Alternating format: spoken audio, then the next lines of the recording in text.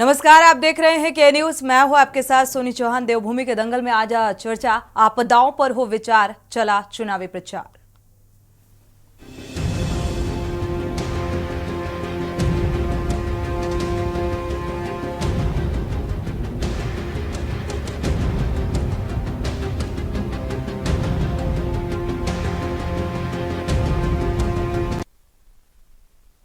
उत्तराखंड में 19 अप्रैल को पहले चरण में मतदान होना है और जैसे जैसे चुनाव की तारीख नजदीक आ रही है वैसे वैसे प्रचार प्रसार और जनता से वादे और दावे भी नेताओं ने शुरू कर दिए हैं। उत्तराखंड के पिछले 24 सालों के इतिहास पर गौर करें तो राज्य में अब तक हुए 4 लोकसभा चुनाव में आपदा कभी बड़ा मुद्दा नहीं बन पाया और राजनीतिक दलों की उपलब्धियों और राष्ट्रीय और राज्य की अवस्थापना और बुनियादी विकास से जुड़े मुद्दों के शोर में आपदा का मुद्दा नहीं रहा।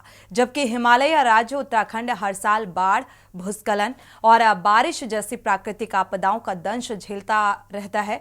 उत्तराखंड का अगर जिक्र किया जाए तो अब तक कई बड़ी आपदाएं उत्तराखंड को कई बड़े जख्म दे चुकी है, जिसमें केदारनाथ आपदा, रैणी आपदा, जोशीमठ आपदा समेत तमाम ऐसे जख्म हैं जिनमें सैकड़ों घरों के चिराग बुझ गए, हजारों करोड़ रुपए की परिसंपत्तियों का नुकसान हो गया। और इन आपदाओं के जख्मों पर मरहम लगाने के लिए तमाम सरकारों ने कुछ एक प्रयास किए, लेकिन आपदाओं के जोखिम को कम करने के उपाय के बारे में राजनीतिक दलों और उनके उम्मीदवारों ने कभी गंभीरता से नहीं सोचा, चुनावी चर्चा नहीं की।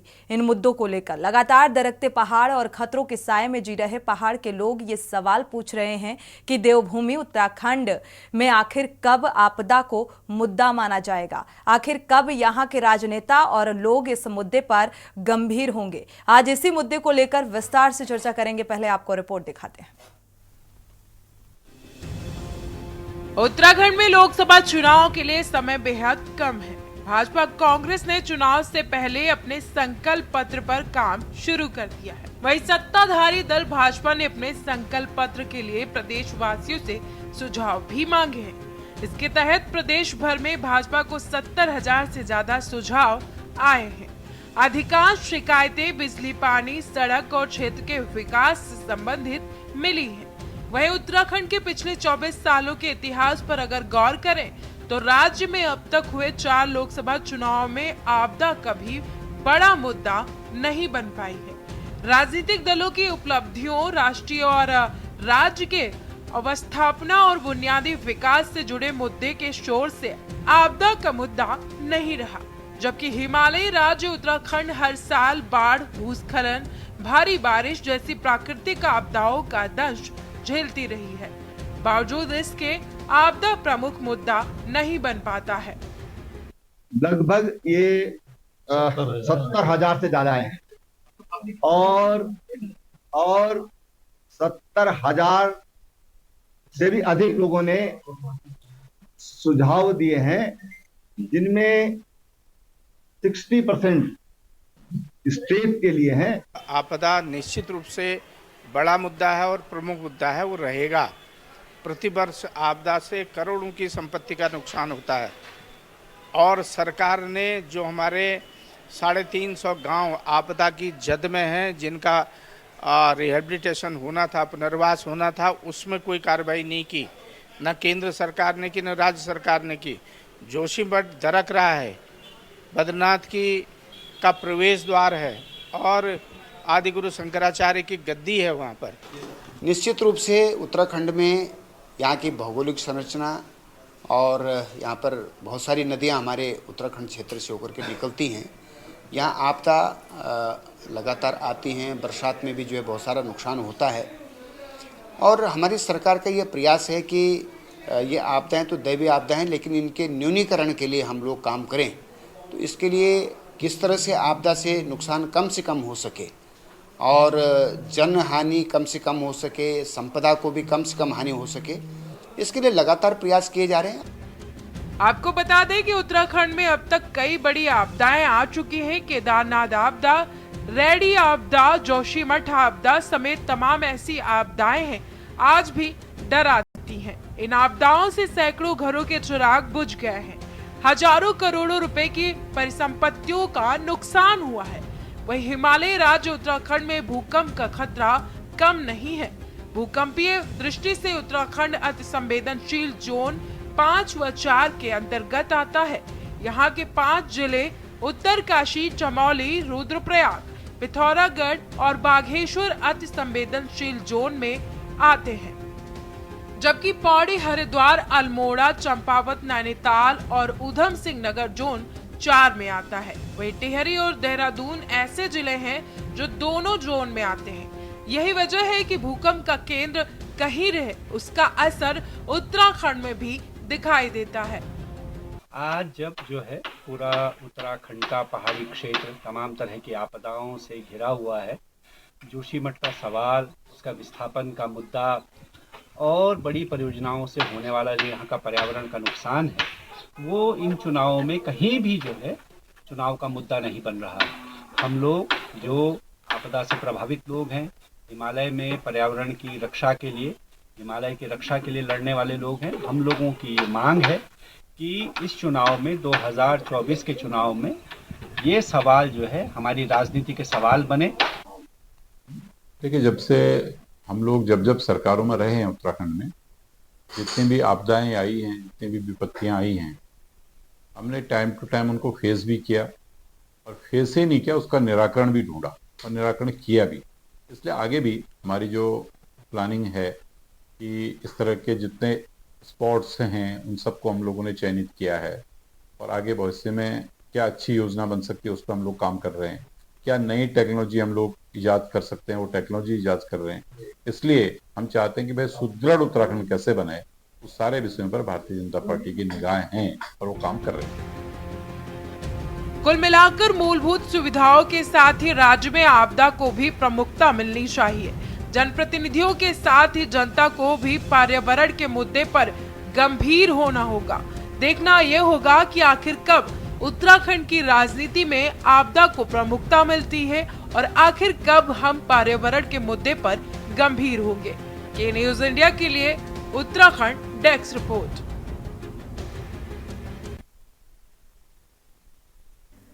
तो देवभूमि के दंगल में आज चर्चा और इसी बात को लेकर है, क्योंकि लगातार राजनीतिक पार्टियों की तरफ से, चाहे पक्ष का जिक्र किया जाए या विपक्ष का जिक्र किया जाए, जो मुद्दे रहे वो हर एक मुद्दे को उठाया गया, लेकिन आपदा को दरकिनार किया गया, जो कि उत्तराखंड की सबसे बड़ी जरूरत है, और वो भी ऐसे समय में जब कई आपदाओं का दंश उत्तराखंड झेल चुका है।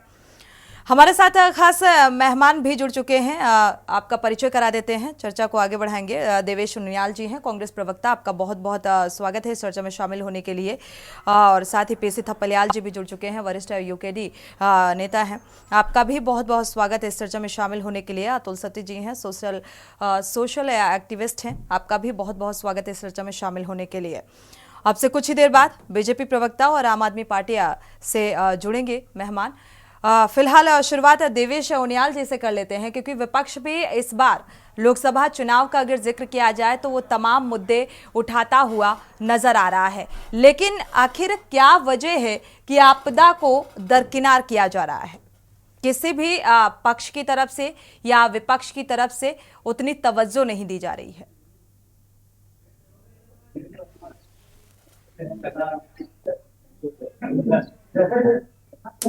देवेश जी, क्या सुन पा रहे हैं आप?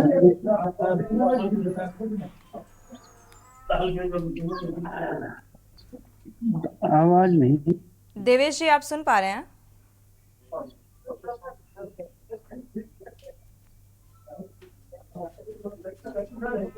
मुझे लग रहा है देवेश जी को आवाज नहीं मिल पा रही है। चले, अनम्यूट कर लीजिए देवेश जी, एक बार अपनी बात को रखिए अनम्यूट करने के बाद।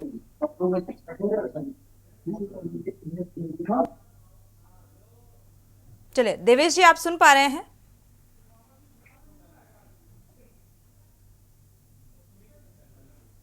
चले, मुझे लग रहा है देवेश जी सुन नहीं पा रहे हैं। पीसी थपलियाल जी का रुख कर लेते हैं, इसके बाद अतुल जी का रुख करेंगे। पीसी थपलियाल जी, चूंकि आप क्षेत्रीय पार्टी हैं और बहुत बारीकी से उन सारे मुद्दों को समझते हैं, और जिसको लेकर, क्योंकि लगातार पक्ष की तरफ से भी मुद्दे उठाए जा रहे हैं, सत्ता विपक्ष की तरफ से भी उठाए जा रहे हैं, लेकिन इन मुद्दों में जो आपदा है उसको लेकर कोई ठोस रणनीति नजर नहीं आती। क्यों दरकिनार किया जा रहा है? पीसी थपलियाल जी। जी देखिए, जो आपदा है, आपदा हमारे लिए चोली दामन का साथ है, आपदा के साथ हमारा। और जब से उत्तराखंड के कालांतर से ही हमने ऐसी ऐसी आपदाएं फेस की हैं और हमें आपदा को फेस करना आता भी है। हमारे पूर्वजों ने वो शिक्षा हमारे परंपरागत तौर से आई है। लेकिन जो आज की राजनीति हमारे लिए एक आपदा बन के आई है और ऐसी आपदा बन के आई है कि वो आप ही देखिए कि 70,000 सुझाव, देख अभी उनका एक पूर्व मुख्यमंत्री कह रहा था कि 70,000 सुझाव आ गए। ऐसे ही इन्होंने बजट बनाया, इनके पास लाखों सुझाव आए। ऐसे ही ये जिस तरह से अगर कल युद्ध होता है और तब जनरल कहेगा कि जरा सुझाव चाहिए मुझे पब्लिक के कि मैं किस तरह से, अरे अनुभवहीन राजनेता हो, तुमने इस राज्य को बर्बाद कर दिया है और तुम केवल एक यशस्वी के दिमाग से पूरे उत्तराखंड के भूगोल को बिना समझे हुए सबसे पहले तुमने जो यहाँ पे जो कुछ भी काम किया है, चाहे तुमने स्वच्छ भारत अभियान किया हो, स्वच्छ भारत अभियान में उत्तराखंड के भूगोल को नहीं समझा। यहाँ पे इन्होंने पूरे शहरों में तो सीवर के हमारे गड्ढे हो रखे हैं क्योंकि इन्होंने सीवर लाइन नहीं बनाई पहाड़ों में। अब देखो, जब सती जी ने बड़े जोर शोर से ये उठाया जो जोशीमठ जब पूरा का पूरा दरका, तो तब जाके आज वहां पे 1 फुट पे ये सीवर लाइन बिछा रहे हैं। इनको तब नहीं मालूम था कि जब औली में ऊपर होटल बना और वो होटल पूरा का पूरा एक गड्ढा बना के पूरा सीवर वहां कच्चा गड्ढा, क्योंकि पहाड़ में कहीं भी सीवर के जो गड्ढे बन रहे हैं वो पक्के इसलिए नहीं बनाते कि उनको साफ करने के लिए जो मशीनें होती हैं वो उस तरह से वहां नहीं पहुंच पाती जिस तरह से मैदान में पहुंचती है। इसलिए पूरा पौड़ी में जाइए, जहां कहीं भी जाएंगे आप। दूसरी ओर जो आज ये ऑल वेदर रोड के नाम पे इन्होंने सड़कों का चौड़ीकरण किया, उससे आज पहाड़ के पहाड़ धसक रहे हैं और ऑल वेदर रोड हमारी नो वेदर रोड बन के रह गई है और एक बड़ी भारी आपदा का एक हमेशा के लिए। दूसरा, सुरंगें, नो यू कंपनी को आपने देखा होगा सिलक्यारा में, इलेक्ट्रोल बॉन्ड देने लेकर इन्होंने ठेका दिया, उसको पता ही नहीं है कि किस तरह से यहाँ पे जो टनल बना। अभी तो हमने आपदाएं इतनी फेस करनी है मैडम, इनके कारण ये अनुभवहीन लोग जो जनता से 70,000 वो ले रहे हैं, मालूम नहीं क्या सलाह ले रहे हैं। मूर्ख बनाने वाली राजनीति और भ्रम की राजनीति ने इन्होंने हमारे पहाड़ को, हमारे उत्तराखंड को गर्त में डाल दिया है, गर्त में डालने का काम किया। ये गंभीर आरोप है क्योंकि लगातार जिस तरीके से अनदेखी की जा रही है, और ऐसा नहीं है, इन आपदाओं का दंश जब भी बारिश का मौसम आता है, क्योंकि अक्सर कब मौसम का मिजाज बदल जाए पहाड़ी क्षेत्र में कहा नहीं जा सकता है, और ऐसे में कब प्राकृतिक आपदा का सामना करना पड़ जाए, इसके लिए कितनी तैयारी, उस पर भी बात करेंगे। हमारे साथ देवेश उनियाल जी भी जुड़े हुए हैं, रुक कर लेते हैं कांग्रेस प्रवक्ता का। देवेश उनियाल जी, क्या आप सुन पा रहे हैं? आवाज मिल पा रही है आपको? जी मैम, मुझे आवाज आ रही है आपकी। क्यों हिमालयी राज्यों को अनदेखा किया जा रहा है? मैम, अनदेखी की बात तो यही है कि जो जिस राज्य में हम रहते हैं, ये एक ऐसा एरिया है जो जोन 4 और zone 5 of the seismic region में आता है, कि इसमें हाई अर्थक्वेक प्रोन एरिया है ये सारा।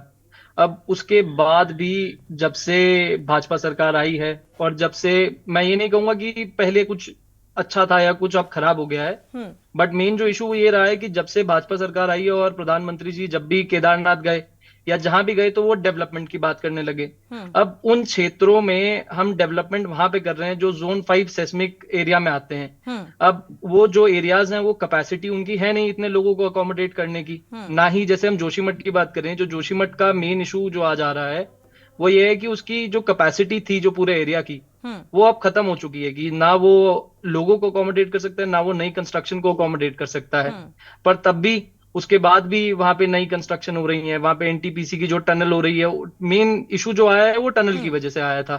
कि जो एनटीपीसी का टनल ठीक जो है। जोशीमठ के नीचे से क्योंकि खोदा जा हिमालयी रहा जो था। राज्य हैं या जो जिक्र जी करें मैम। भूस्खलन और बाढ़ जैसी जो समस्याएं सामने आती हैं, समस्याएं हैं क्योंकि उत्तराखंड एक ऐसा राज्य है जहां पर प्राकृतिक चीजें बहुत ज्यादा हैं। कब मौसम में तब्दीली आ जाए, कब क्या हो जाए, कुछ कहा नहीं जा सकता। लेकिन बावजूद इसके, क्योंकि जो मूलभूत मुद्दे हैं, चाहे हम विपक्ष का जिक्र करें, विपक्ष ने भी इन मुद्दों को नहीं उठाया क्योंकि उत्तराखंड लगातार वो दंश झेलता रहा है। वो जख्म जो हैं वो और गहरे ना हो और मेंटेन किया जा सके, विपक्ष की कुछ रणनीति इसको लेकर कभी सामने नहीं आई।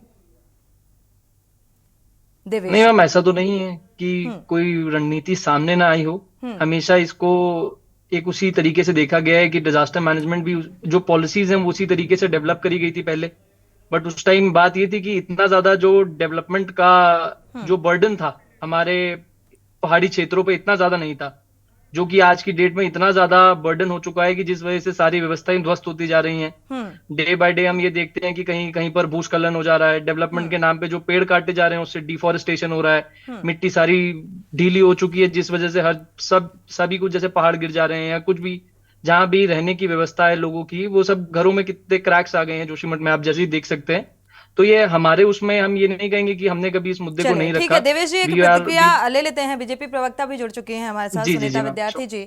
इसके बाद आपका रुख करेंगे कि आगे क्या कुछ रणनीति है इन हिमालयी राज्यों को लेकर विपक्ष की, वो भी जानेंगे आपसे। सुनीता जी, अभी देखा जाए जो अब सवाल बेहद महत्वपूर्ण सामने आ रहा है वो मूलभूत जो सुविधाओं या मूलभूत जो मुद्दे हैं उन पर एक चुनावी बिसात जो है बिछती हुई नजर आ रही है। लेकिन इन चुनावी शोर में जो हिमालयी राज्य हैं उनको लेकर या भूस्खलन को लेकर या बाढ़ से कैसे निपटा जाएगा, इन तमाम प्राकृतिक आपदाओं को लेकर क्या कुछ पक्ष की रणनीति, क्या कुछ एजेंडा?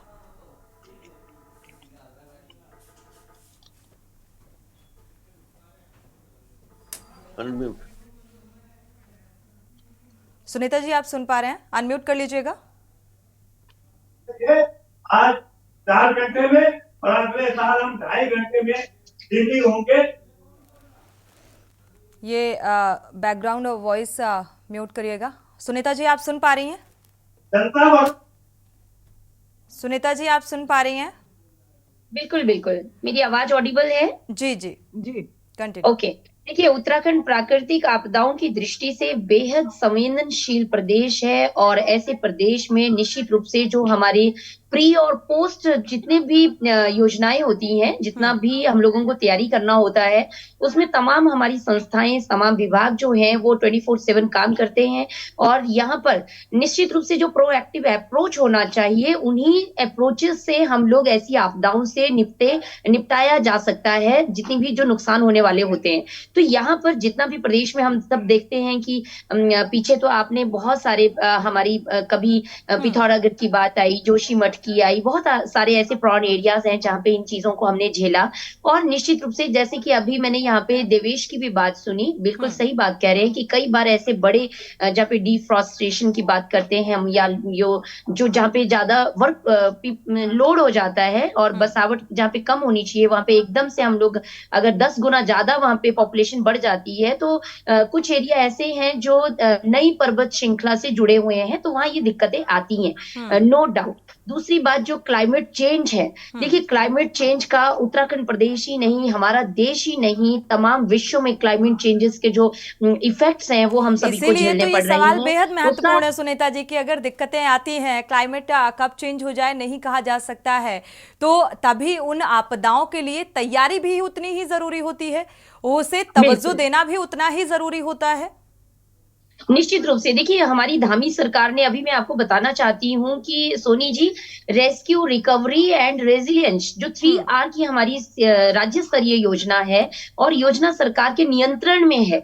इसके माध्यम से हम लोग वो तमाम सारी चीजें जो हमारे, मैं कहती हूँ कि आपदा से पहले की क्या तैयारियां हमारी रहती है, सरकारों की क्या तैयारियां रहती है, स्थानीय लोगों की वहां पे क्या भागीदारी होनी चाहिए, क्या अप्रोच वहां के लोगों का होना चाहिए, वो सारी चीजें उसमें शामिल की जाती हैं। और अभी हमने देखिए नवंबर 2023 की बात मैं करूं, हमने यहाँ पे ग्राफिकेरा यूनिवर्सिटी में धामी सरकार ने माननीय मुख्यमंत्री जी के माध्यम से 6 वर्ल्ड डिजास्टर वर्ल्ड कॉन्फ्रेंस हुआ था, जिसमें हमने तमाम 56 देशों को शामिल किया था और उन देशों से जितने भी जनप्रतिनिधि आए थे, क्योंकि हर देश की ये मुख्य प्रॉब्लम है। तो आज के समय में हम किस तरीके से इसमें शोध कार्यों को आगे बढ़ाकर जितनी भी हमारी, क्योंकि हमने एक रेजिलिएंट इंडिया पुस्तक का भी विमोचन माननीय मुख्यमंत्री जी के माध्यम से उस टाइम पे हुआ था, उसमें सारी तमाम चीजें हमने उसमें लिखी थी कि हम लोगों को जन भागीदारी, सरकार की वहां पे जो जिम्मेदारी है और तमाम जो वहां की चीजें हैं उनको किस तरीके से हम लोग कोऑर्डिनेट करें और वहां पे आपदा आने से पहले हमें क्या-क्या तैयारियां जनता के आने बीच के इस बाद मुद्दे हमें को क्या-क्या उठाया करना गया, चाहिए। इस पर तो भी बात तमाम करेंगे। पहलू उमा उसमें हैं। सिसोदिया जी भी जुड़ चुकी हैं आम आदमी पार्टी से।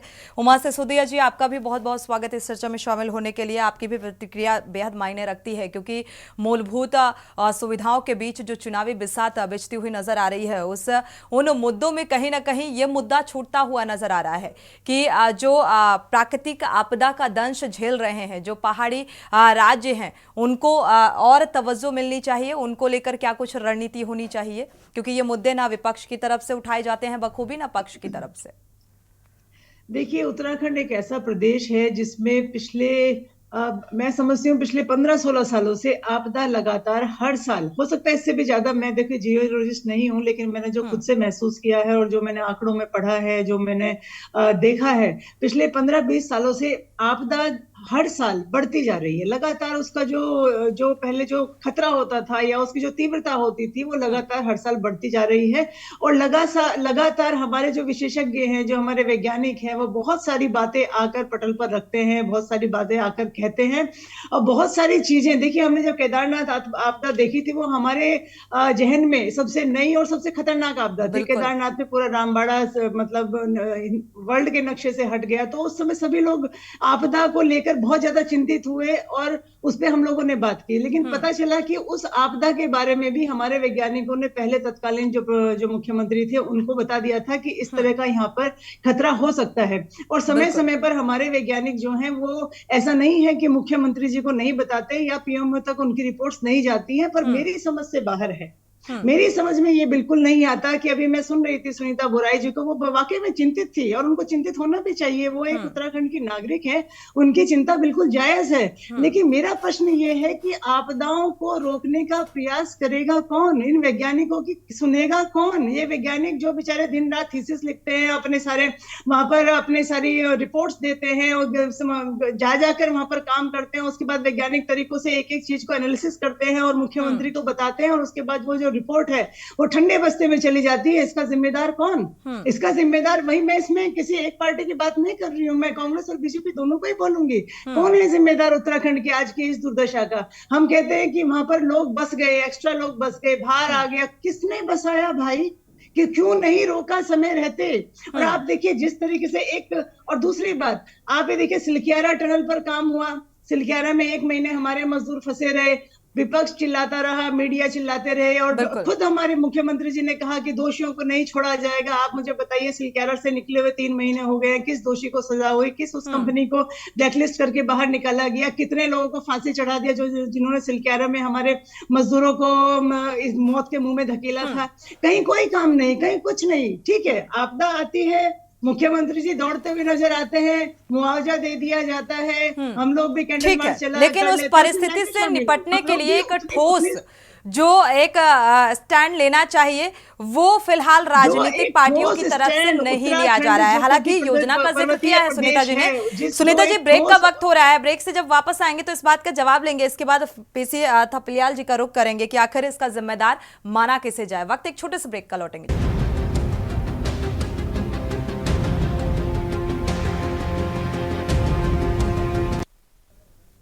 ब्रेक से वापस आ रहे हैं। देवभूमि के दंगल में हम चर्चा कर रहे हैं कि आखिर आपदा से निपटने के लिए राजनीतिक पार्टियों की क्या कुछ योजनाएं रहेंगी आने वाले समय में, और फिलहाल इसे दरकिनार क्यों किया जा रहा है, क्योंकि ये एक महत्वपूर्ण मसला है, मुद्दा है। आम जनमानस की रक्षा का भी सवाल है। जिस तरीके से प्राकृतिक आपदाओं का दंश पहले ही उत्तराखंड झेल चुका है, केदारनाथ से लेकर रैणी से लेकर जोशीमठ जैसी आपदा का दंश, और ये जख्म अब आगे और ना सहने पड़े, इसको लेकर क्या कुछ तैयारी? सुनीता जी, आपसे जवाब लेते हैं उमा सिसोदिया जी की बात का, इसके बाद आप पीसी थपलियाल जी का रुख करेंगे।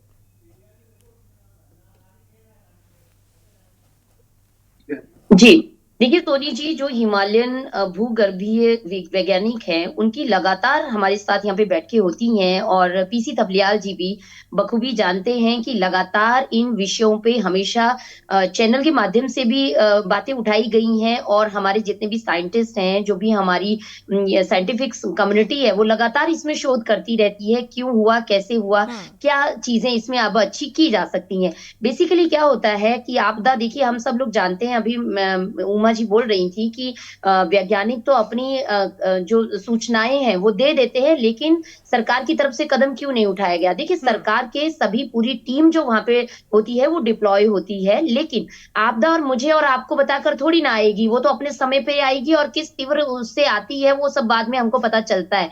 लेकिन एक अंदेशा हो जाता है कि इस मात्रा में, इतनी फ्रीक्वेंसी में ये चीज घटित होने वाली है।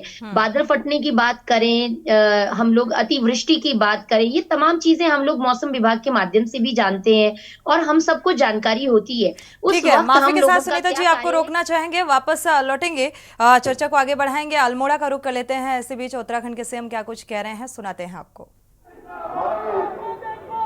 प्रधानमंत्री नरेंद्र मोदी जी को तीसरी बार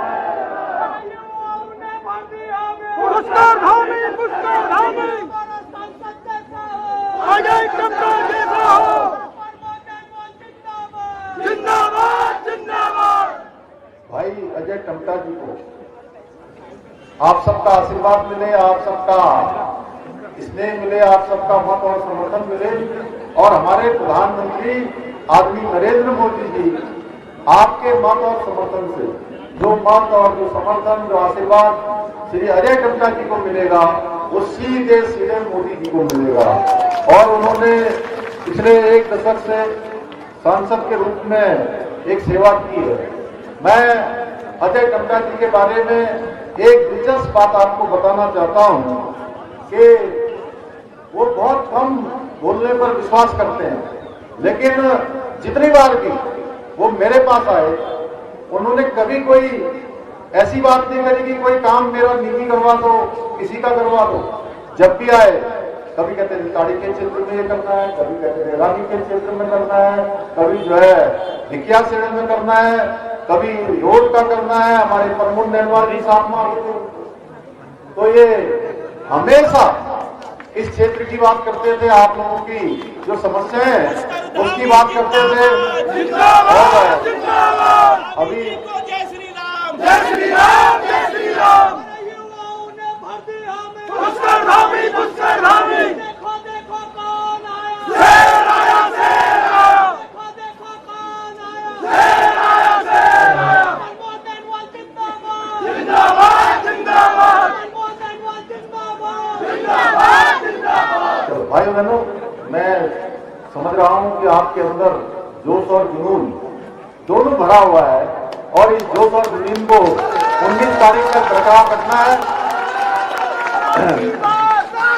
हम सबका ये दायित्व है कि हमारे प्रधानमंत्री मोदी जी को, जो उन्होंने 10 वर्षों तक इस देश की सेवा की है, एक एक पल और एक एक क्षण भारत मां को समर्पित किया है। देश के 140 करोड़ माताओं बहनों के लिए, बड़े बुजुर्गों के लिए, नौजवानों के लिए, देशवासियों के लिए लगाया है। उसका परिणाम, उसका फल मिलने का समय आ गया है। इसलिए फल देने का काम देश की जनता करेगी, हम सब लोग करेंगे, आप सब करेंगे। प्रधानमंत्री जी के नेतृत्व में आज देश के अंदर जो विकास की गाथाएं, नई गाथा आज देश के अंदर लिखी जा रही है। मोदी सरकार की योजनाएं गरीबों के लिए है, पिछड़ों के लिए है, देश के सीमांत क्षेत्रों के लिए। भाइयों बहनों, क्योंकि मोदी जी स्वयं एक गरीब परिवार में पैदा हुए हैं। आप जानते हैं कितने सामान्य परिवार में पैदा हुए, इसलिए उन्होंने वो सब गरीबी नजदीक से देखी है। एक गरीब को किन बातों की समस्याएं होती है, कितनी परेशानियां, कितनी चुनौतियां उसके जीवन में होती है, उन सब का सामना उन्होंने किया है। इसलिए उनके 10 वर्षों का जो कालखंड है वो केवल और केवल गरीबों के कल्याण को समर्पित रहा है, गरीब कल्याण को समर्पित रहा है। माताओं बहनों को, गरीबों को, नौजवानों को, युवाओं को, देश के किसानों को समर्पित रहा है।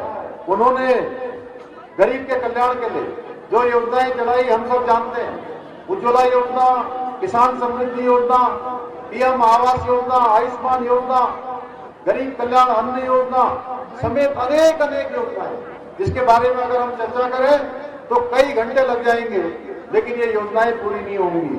भाइयों बहनों, ये सब केवल योजनाएं नहीं है, ये मोदी जी की गारंटी है। और ये गारंटी इस बात की है कि जो योजनाएं वो शुरू करते हैं, उन योजनाओं का लाभ देश के हर गरीब को मिलता है। उसका परिणाम है कि पिछले 10 सालों में 25 करोड़ लोग गरीबी रेखा के बाहर आए हैं। भाइयों बहनों, इनके साथ साथ मोदी जी ने देश के हित में भी बहुत सारे बड़े निर्णय लिए हैं। ये हमारा रानीखेत जो एक सैनिकों का केंद्र है, एक कुमाऊं रेजिमेंट का यहाँ सेंटर है, बहुत बड़ी सेना बस्ती है। हमारा पूरा उत्तराखंड देवभूमि के साथ साथ वीर भूमि है। हर परिवार से कोई सेना में, कोई पैरामिलिट्री फोर्स, अर्धसैनिक बलों में, देश के किसी न किसी कोने में अपनी सेवाएं दे रहा है। भाइयों बहनों, हम सब जानते हैं देश के अंदर जो हमारा कश्मीर है, उस कश्मीर से 370 हटाकर आतंकवाद, अलगाववाद और जिहाद को पूरी तरह से समाप्त करने का जो अभियान शुरू किया है, वो प्रधानमंत्री मोदी जी के नेतृत्व में शुरू हुआ है। 3 तलाक का कानून, मुस्लिम बहनों को 3 तलाक से मुक्ति दिलाने का काम उन्होंने किया है। नागरिक संशोधन अधिनियम देश के अंदर अभी अभी लागू किया है। और तो और हम सब जानते हैं हमारे आराध्य देव भगवान श्री राम, जिनका हम हर पल और हर क्षण नाम लेते हैं। कभी भी हमको कोई परेशानी होती है तो हमारे मुख से निकलता है, क्या निकलता है? हे राम। रानीखेत से ये सीधी तस्वीरें उत्तराखंड के सीएम पुष्कर सिंह धामी को आप सुन पा रहे थे, जिन्होंने साफ तौर पर अजय टम्टा के समर्थन में चुनावी जनसभा को संबोधित करते हुए नजर आए और उन तमाम योजनाओं का जिक्र जो जनहित में चलाई गई। देवभूमि के दंगल में वापस लौटते हैं, पेशी थपलियाल जी का रुख कर लेते हैं। पेशी थपलियाल जी, जो क्योंकि पहले कांग्रेस की सत्ता रही और उसके बाद अब भारतीय जनता पार्टी की, लगातार जो ये आपदाएं आई, हालांकि उस योजना का भी जिक्र किया है, राज्य सरकार की जो योजना है सुनीता जी ने उसका भी जिक्र किया, तो कितनी प्रभावी और इसको लेकर क्या कुछ कहेंगे, क्योंकि किसे जिम्मेदार माना जाए? देखिए, इस बारे में तो जिस तरह अभी मुख्यमंत्री यहाँ अल्मोड़ा में भाषण दे रहे थे, ऐसी भाषण इन्होंने पौड़ी में दिया, सेम जैसे टैप रिकॉर्ड होता है। और लगभग 10-15 बार वो मोदी जी। अब मोदी जी है जो यहाँ की आपदा को रोक पाएंगे।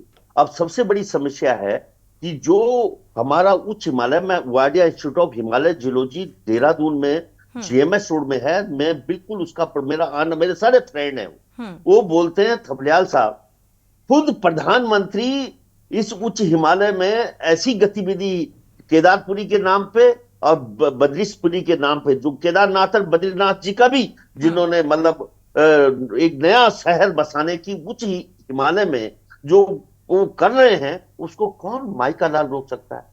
क्या उत्तराखंड की राजनीतिक स्ट्रक्चर में है कि यहां से देहरादून से टिहरी तक एक टनल बन रही है और कल टिहरी डैम में भूकंप के कारण अगर पुजटता है तो हम भी मरेंगे और वो भी मरेंगे जिन्होंने ये कर रखा है। कोई ये इस पहाड़ में करने वाला बात है? हमने कभी नहीं सोचा था कि ये जो ऑल वेदर रोड के नाम पे और जिस तरह से टनलों का पूरे ही कच्चे हिमालय को टनलों से टनलबाजी में तुमने कर दिया है। और अभी मैंने पहले भी शुरू में कहा था कि उस कंपनी को दिया जिससे इलेक्ट्रॉन बॉन्ड लिए, बिल्कुल इससे डिनाई कर दे जरा भारतीय जनता पार्टी के प्रवक्ता थे कि उस नौयुग कंपनी से इन्होंने लिया कि नहीं लिया। सारे अखबारों में, सारे मीडिया में आ रखा है कि वहां पे जो सिलग्यारा में जो ठेका दिया गया ये टनल बनाने का, उस कंपनी को दिया गया। तो कहने का मतलब है कि हमारे 11 लोग बिजली से चिपक गए थे नमामि गंगे प्रोजेक्ट में। किसको बोले? एक आदमी लुधियाना का ठेकेदार, और उसको ये नहीं मालूम कि वहां अर्थिंग करनी चाहिए थे। एक पुलिस इंस्पेक्टर समेत कितने लोग वहां पे इन लोगों के कारण, जिनको मोदी मोदी मोदी मोदी के अलावा कुछ नहीं सोचता, इनको अब ये ऐसे लोग हैं जिनका अपना विजन ही नहीं है। वो केवल बोलते जा रहे हैं कि यहाँ ऐसा है, लेकिन कुछ नहीं है। अभी जो डॉक्टर सती आए थे जो वहां पे जो लड़ रहे हैं जोशीमठ में, उनको कोई सुनने वाला नहीं है। और जो हम आपने बोला कि विपक्ष इस मुद्दे को बिल्कुल, नहीं लेकिन उठा रहा अतुल है, सतीश जी कुछ भी सवाल पूछने से पहले ही डिबेट छोड़कर चले गए। खैर, देवेश जी का रुख कर लेते हैं, इसके बाद सुनीता जी जो पीसी थपलियाल जी ने कहा उसका जवाब भी लेंगे आपसे, जो सवाल उठाया उन्होंने। देवेश जी का रुख कर लेते हैं एक बार। देवेश जी, क्योंकि कब कैसे आपदा में कमी आएगी, इसको लेकर विपक्ष की क्या कुछ रणनीति और किस रणनीति के साथ वो जनता के बीच पहुंचेगा? मैम, विपक्ष की रणनीतियां तो इसमें ऐसी यही रही है कि ये सिर्फ एक पार्टी का काम नहीं हो सकता, it has to be a collective action.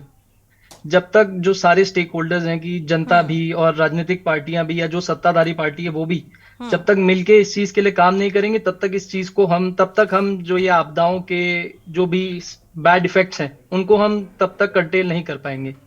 आप देखिए कि जोशीमठ वाला इशू, अगर उसका हम एक उदाहरण ले लेते हैं तो उसमें क्या हो रहा है कि जो सरकारी एजेंसीज हैं वो जनता के ऊपर ब्लेम लगा रही हैं, वो कह रही हैं कि अनप्लान डेवलपमेंट इन्होंने कर दिया, ठीक है। जनता जो है वो सरकार के ऊपर ब्लेम कर रही है कि वो टनल वाला जो इशू आ गया है। तो ऐसे में सिर्फ ये ब्लेम गेम करके तो कुछ काम होगा नहीं, तो किसी को तो अकाउंटेबिलिटी इसमें लेनी पड़ेगी।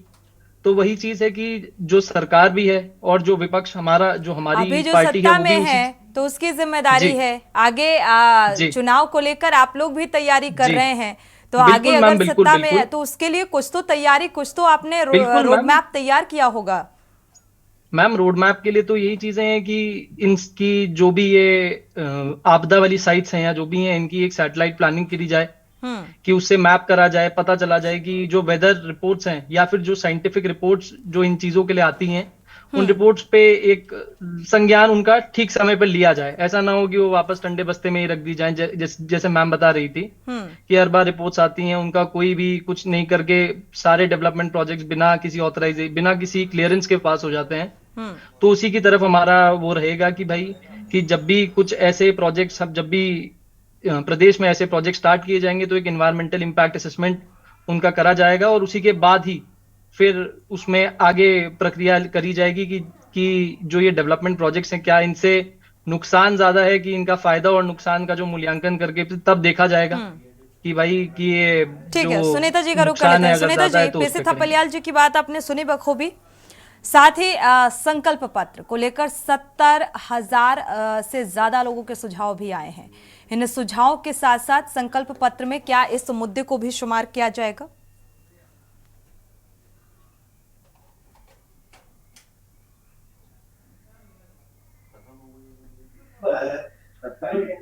सुनीता जी किससे पूछ रहे हैं? सुनीता जी आपसे, इसके बाद उमा जी आपका रुख करेंगे। जी बिल्कुल। देखिए, जो 70,000 सुझाव जनता ने हमें दिए हैं, निश्चित रूप से उसमें आपदा संबंधित भी बहुत सारे सुझाव हैं, और वो केंद्र के लिए भी हैं, क्योंकि 60% जो है वो स्टेट लेवल पर हम लोगों को प्राप्त हुए हैं, और जो 40% है वो सेंट्रल गवर्नमेंट के लिए है, कि इस तरीके के सेंट्रल प्रोजेक्ट्स जो यहाँ पे हैं वो चलाए जाने चाहिए। ये वाली प्रोजेक्ट्स की हम लोगों को जरूरत है। एनवायरमेंटल जो इम्पैक्ट रखते हैं ऐसे प्रोजेक्ट्स लाए जाएं। और जहां पर अभी मैं देवेश की बात सुन रही थी, बहुत अच्छे से वो एनालिसिस यहाँ पे किया। भले वो देखिए, आपकी विचारधारा किसी भी पार्टी की हो, लेकिन अगर आप सही फैक्ट के साथ में अपनी बात रखते हैं तो निश्चित रूप से उसमें हमें विपक्ष भी एक तरह से सहयोग करता है कि हम लोग उस कार्य को सही तरीके से करें। पहली बार सत्ता पक्ष ने इस बात का जिक्र तो किया। नहीं, देखिए, मैं हमेशा करती हूँ। आप सभी लोग बैठे हैं यहाँ पे। अब रही थपलियाल जी की बात, थपलियाल जी से मैं इसलिए नाराज होती हूँ कि जो उम्र आशीर्वाद देने के लिए, उसमें फिर वो गुस्सा हो जाते हैं, बोलते हैं भाई गाली दे दूंगा अगर ज्यादा बोल ले तो, इसलिए हम उनका मान रखते हैं। देखिए, मोदी इसलिए हम कर रहे हैं ना थपलियाल जी, मोदी जी भ्रष्टाचार जो कांग्रेस ने फैला रखा है उनके लिए तो मोदी जी आपदा है, इसलिए मोदी होगा। आप बताइए, कांग्रेस नेत्री हैं प्रतिमा सिंह, अभी उन्होंने कल सोशल मीडिया में इल्जाम लगाया कि हमारे कार्यालय में पुताई होनी थी, वो एक कांग्रेस नेतानी ने पुताई का ठेका लिया, 1.5 लाख में बिल बना दिया 8 लाख। अब बताइए, चूना पुताई किसने की? कांग्रेस नेत्री ने की। उसके बाद 4 लाख का सारे भोजन कहीं सारे तो अवैध ये जो काम और होते उसका बिल हैं बना या दिया। इस तरीके के जो काम होते हैं उसमें विपक्ष के नेता ही शामिल होते हैं। सुनीता जी, ठीक है, उमा जी का रुख कर लेते हैं। उमा जी कुछ कहना चाह रही हैं। उमा जी। जाएगी भाजपा, अभी चुनाव है तो मैं ठीक है। यही कहती हूँ भाजपा चुनिए। और ये जो क्लाइमेटिक जितनी भी प्रॉब्लम्स हैं, थपलियाल जी बहुत वरिष्ठ हैं और ऐसा नहीं है, वो चिंता करते हैं, हमारी सबकी चिंता करते हैं, वो हर तरीके से वो डांटते भी हैं, बताते ठीक भी है उमा हैं। जी, उमा हर जी तरीके का कुछ अपना कहना पक्ष चाह रहे हैं, रखते सुन हैं। लेते हैं सुनीता जी। लेकिन ठीक है, मेन बात देखिए ये है कि ये एक देश एक राज्य के बस की बात नहीं है इसमें। जैसे कि अभी देवेश ने बोला कि हम लोगों को संयुक्त होके सभी राज्यों को, पूरे देश को, पूरे विश्व को इस पर आना पड़ेगा। और ग्लोबल जो क्लाइमेट चेंज हो रहा है उस पर हम लोग बहुत काम करते हैं। स्कूल लेवल से हमने ये किताबों ये में पॉसिबल कर दिया है कैसे कि होगा? बचे। ये पॉसिबल कैसे होगा सत्ता पक्ष के लिए, देखिए, जब आपदा विपक्ष जब के आती है ना ऊपर सोनी जी, कई तब ये नहीं गंभीर कहते आरोप कांग्रेस हैं, भाजपा, और ये भाजपा कैसे कांग्रेस नहीं पॉसिबल होती। होगा? उमा जी का रुख कर लेते हैं सुनीता जी, इसके बाद आपका रुख करते हैं। अब समय थोड़ा सा देते हैं उमा जी को भी। जी उमा जी, अनम्यूट कर लीजिएगा।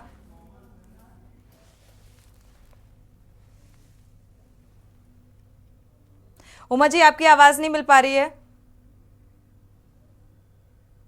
सॉरी जी सोनी जी, मैं अभी छोटे भाई देवेश की बात सुन रही थी और उनकी बात सुनते हुए मुझे ऐसा महसूस हो रहा था कि जैसे एक सिद्धांतों से भरा हुआ युवा अभी अभी स्कूल से, कॉलेज से निकल कर बाहर आया है और बाहर आके उसके मन में इतने ज्यादा मतलब क्रांति है कि मैं इस देश को, इस दुनिया को बिल्कुल बदल दूंगा, और बहुत पॉजिटिव विचारों के साथ मैं साधुवाद देती हूँ। हमें ऐसे ही नेताओं की जरूरत है। लेकिन ग्राउंड रियलिटी क्या है सोनी जी? अगर हम आपदाओं की बात करें, हम चलो पूरे प्रदेश को जाने दीजिए, मैं एक सिंपल देहरादून की बात करती हूँ। यहाँ पर भू माफिया किस तरीके से सक्रिय है सबको मालूम है। जमीनों की खुर्द-बुर्द कैसे होती है सबको मालूम है। मौका कहीं और कब्जा कहीं और, नदी के खसरे, नगर निगम के खसरे, नाले खालों के खसरे, उन सब के ऊपर रजिस्ट्रियां हो जाती हैं और उन सब के ऊपर आपका खतरा खतौनी भी हो जाता है। मतलब भ्रष्टाचार इस हद तक लागू है, कोई तहसीलदार, कोई पटवारी मौके पर जाकर ये नहीं देखता कि ये जो रजिस्ट्री आई है, इसका जो हमें म्यूटेशन करना है, ये मौका आखिर है कहां पर। सब कागजों में हो जाते हैं म्यूटेशन, सब वहां पर बिल्डिंग्स बन जाती है। नगर निगम को होश आया तो जाके तोड़ वोड़ देते हैं, नहीं तो नगर निगम को भी खिला पिला दिया जाता है और बिल्डिंग वहीं की वहीं बनी रहती है। उसके बाद अचानक आपदा आती है और आपदा में वो सारी चीजें बह जाती है। हमने मालदेवता की तरफ और तमाम दूसरी तरफ भी ये देखा है। मैं ये कहती हूँ कि उसके बाद फिर हम लोग शोर मचाते हैं, अरे आपदा में किसी का रिसोर्ट गिर गया, अरे आपदा में किसी का जो होटल था वो गिर गया। भाई बना कैसे वो होटल वहां पर? नदी के खसरे में होटल किसने बनने दिया? कौन है वो दोषी? चलिए, जिसका होटल गिरा वो दोषी है, उसको तो प्रकृति ने दे दिया, उसको करोड़ों रुपए का होटल उसका गिर गया, लेकिन वो लोग भी तो दोषी हैं, वो पटवारी, वो तहसीलदार, वो एमडीडीए वाले। क्या किसी के ऊपर कोई कार्यवाही होती है कि किस तरीके से हम सरकारी जमीनों की खुर्द-बुर्द पे उतरे हुए नदी नालों खालों के म्यूटेशन हो जाते हैं, रजिस्ट्रियां हो जाती है, एमडीडीए नक्शे पास कर देता है, उसके बाद वहां पर बन भी जाता है। कोई सुपरवाइजर, कोई एई, कोई जेई वहां पे जाकर झांकने की कोशिश नहीं करता, कोई रिपोर्टिंग नहीं आती। तो ये जो भ्रष्टाचार, देखिए मैंने जो उदाहरण दिया है ये सिर्फ देहरादून का उदाहरण नहीं है, ये पूरे उत्तराखंड की आज यही स्थिति है। हम तब तक इन आपदाओं को नहीं रोक पाएंगे जब तक कि हम अपने जड़ों में घुसे हुए इस भ्रष्टाचार को नहीं रोकेंगे। जब तक भारतीय जनता पार्टी तो जीरो टॉलरेंस की नीति पर काम करती है उमा सिसोदिया जी, और आप कह रहे हो भ्रष्टाचार। ठीक है, पीसी थपलियाल जैसे इस बात का जवाब ले लेते हैं कि खनन पर शिकंजा नहीं लगा पा रहा है सत्ता पक्ष, खनन चरम पर है, जिस तरीके से उमा सिसोदिया जी ने कहा। और ऐसे में प्राकृतिक आपदा को लेकर भी संजीदगी नजर आ रही है सत्ता पक्ष की। क्या वाकई ये गंभीरता है? देखिए, अभी कोटद्वार का एग्जाम्पल देखूंगा मैं कि खनन के माध्यम से माफियों ने पूरा खोखला कर दिया था। पुल गिरा और पुल गिरने के बाद उन्हीं माफियों को ठेका मिल गया 100 करोड़ का। मैं गया था वहां पे, और मैं आज जब जो ये जोशीमठ की भी बात हो रही है या गोपेश्वर की बात हो रही है, तो पौड़ी जिले में, ये पौड़ी संसदीय क्षेत्र में आते हैं, पौड़ी संसदीय क्षेत्र का जो विधायक इन्होंने दिल्ली से भेजा है कॉन्टेस्ट करने के लिए, उसको एबीसीडी नहीं मालूम। वो पौड़ी में खड़ा होके कह रहा है कि मैं पौड़ी को मसूरी बनाऊंगा, वो बनाऊंगा शिमला। मैंने कहा बलूनी साहब, इसको अंग्रेज नहीं बना पाए तो तुम मरी हुई पौड़ी को पहले अपने पांव में खड़ा करने की बात बताओ, तब जाके तुम इसको वो बनाना मसूरी या शिमला। ये ऐसे बौने लोग जब आएंगे हमारा प्रतिनिधित्व करने के लिए, पहले वो तीरथ था बेचारा, गोबर गणेश की खुद पता ही नहीं था, अभी दिल्ली से आ गया मेहरबानी से, किसी के आशीर्वाद से, पहले 6 साल का गलत शब्द नहीं था प्रियाल जी, इस मुद्दे को गलत शब्द नहीं माना। गणेश गोदियाल आपके रिश्तेदार हैं, लेकिन आप ऐसे पूर्व सांसद को ऐसे शब्दों का इस्तेमाल नहीं कर सकते। नहीं उठाता है, मैं आपको ऐसे गलत शब्दों का इस्तेमाल करने नहीं दूंगी। पौड़ी में इनकी माफी मांगिए आप। एक मैडम आई वो वहां से लाठी बनकर, ये साहब ये जो मैं भेज रही हूँ गुजरात से इस लड़के को, तो लाठी बनकर मुंबई से आए थे, जिन्होंने मुंबई से आके यहाँ बिजनेस किया, 2 बार विधायक है, उन्होंने क्या किया, और उस टूटा खसूटा आज बुरान सा फूल लगा के वहाँ पे अपनी भाषा में बोलकर भीख मांग रहे हैं, गड्ढा बना रहे हैं। इन्होंने फूक कानून की बात नहीं की, इन्होंने इनके नेताओं ने ना मूल निवास की बात की, न अंकिता की न्याय दिलाने की बात की,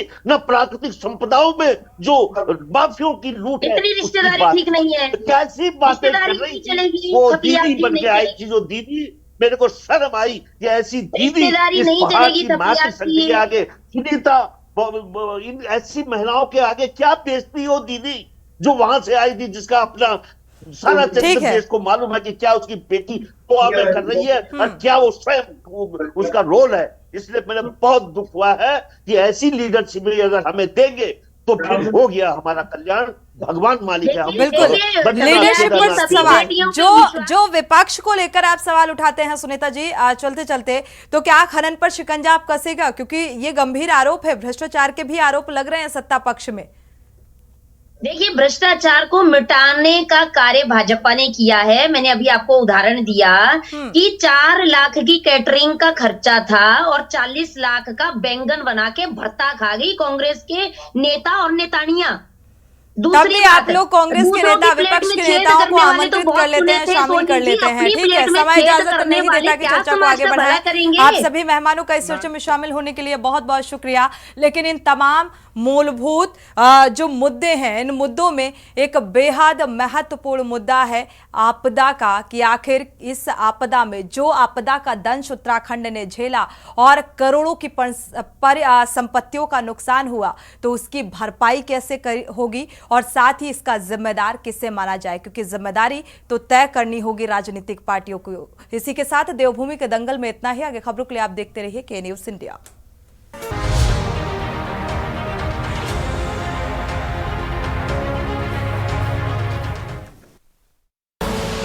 आप देख रहे हैं के न्यूज़, खबरों का सारथी।